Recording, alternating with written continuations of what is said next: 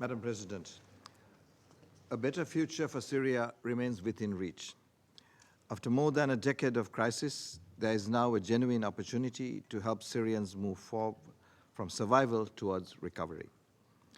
There are clear signs of progress towards recovery, reconstruction, and development. Yet, humanitarian needs remain acute, displacement persists, and conditions for sustainable returns are still uneven across the country.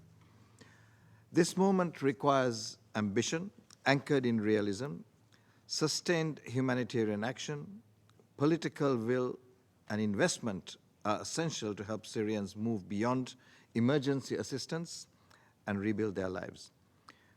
Millions of Syrians remain displaced, both within Syria and abroad. Since December 2024, some 1.6 million refugees and nearly 2 million internally displaced have returned. As people go back to their communities, access to basic services, protection, and livelihoods remain critical. Returns and reintegration must remain safe, voluntary, dignified, and sustainable. Meetings between the government and the UN partners in May mapped out the path forward under the No Camps, No Tents vision, focused on protection, service provision, and sustainable livelihoods. Alongside the government's statement of national recovery priorities, this way forward provides a clear national direction for recovery and reintegration. At the same time, humanitarian operations are delivering, but resources remain insufficient. With more support, much more can be achieved. In the first quarter of this year, nearly 3,000 communities across the country received humanitarian assistance, including food, nutrition, emergency agriculture support for nearly 2 million people, clean water and sanitization assistance for more than 3 million people, and further nearly 3 million treatment courses and 2.3 million medical procedures. Madam President, natural disasters remain a risk to communities across Syria. The recent flooding underscored the vulnerability of communities along the Euphrates. More than 17,600 people were affected, farmland was damaged, and critical infrastructure disrupted. In coordination with the authorities, humanitarian partners responded rapidly, deploying ambulances, boats, reinforcing embankments, protecting farmlands, and delivering critical supplies to families in need. This was an important test of the evolving humanitarian coordination architecture in Syria.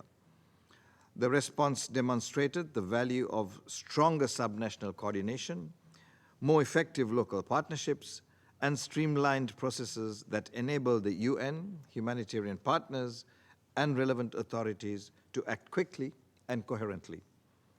In short, acting as one to save lives.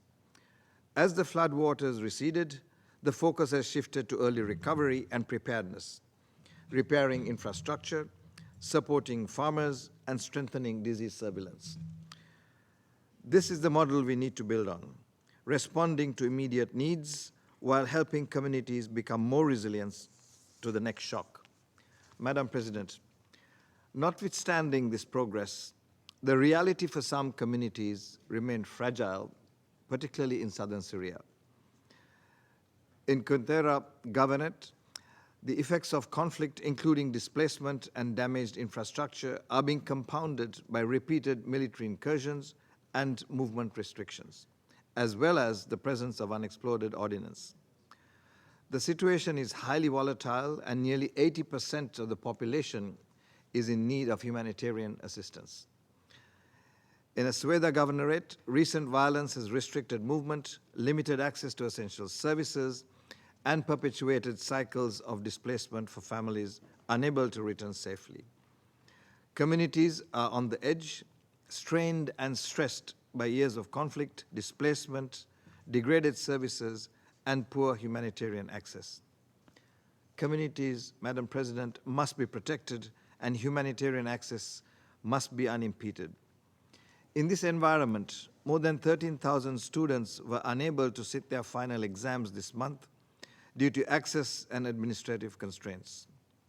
Behind that number are young people whose education has already been repeatedly disrupted by years of crisis. Syria's recovery depends on ensuring they are not left behind.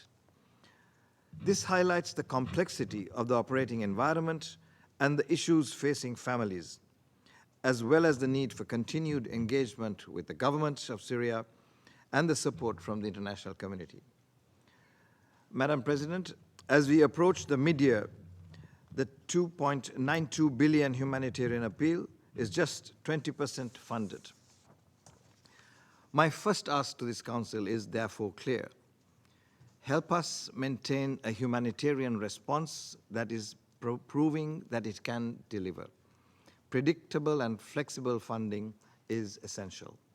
Second, we must support Syria's transition beyond emergency aid by helping address the barriers preventing people from rebuilding their lives.